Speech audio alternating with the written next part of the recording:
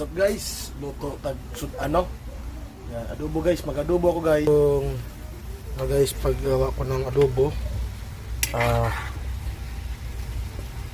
hindi ko pa sa ginigisa. Yan, pinapalabas ko pa yung tubig para malambot. Pag inadobo, malambot. Saka kuha yung lasa. Sarap, ba? Ganyan muna siya. Saka natin nilagyan ng ano guys, ng tuyo suka pamaya guys pag wala na siyang tubig galing sa karne. Ito yung mga sangkap natin guys. Yan. Yung bawang, sibuyas, sili, oyster, paminta, dahon at esprite guys. Yan, diba? Saka meron din yung suka tuyo. Sa taas yung suka.